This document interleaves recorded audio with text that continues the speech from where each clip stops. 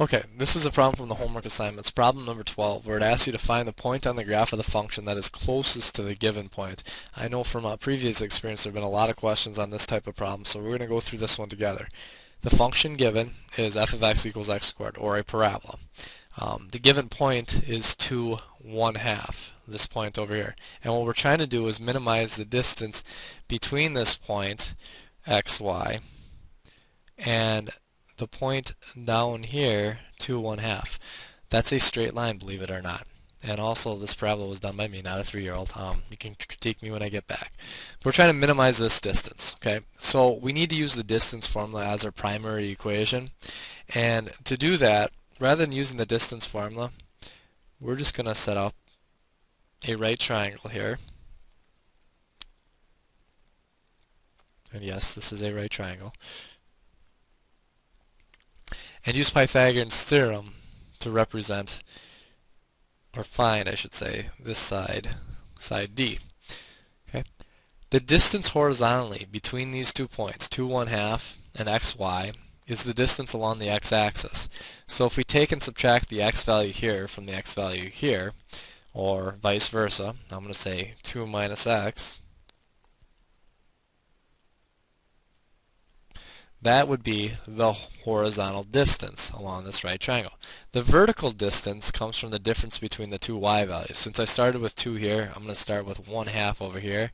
And this vertical distance I'm going to call 1/2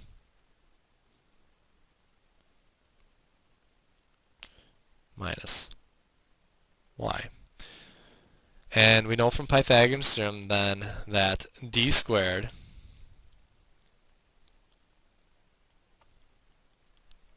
is equal to the 1/2 minus y squared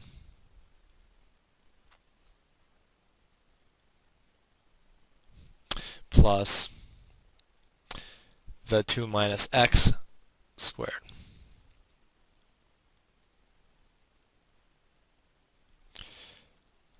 Now before we try to optimize this problem, or minimize the distance by finding the derivative, we notice that we have two variables over here, and that'd be very difficult to differentiate this side of the equation with two variables.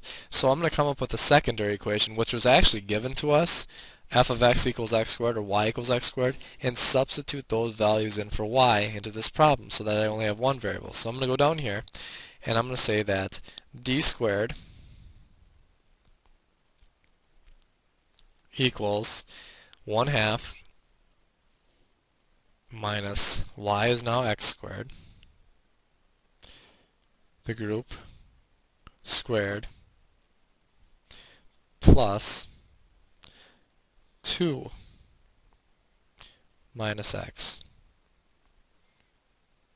the group squared.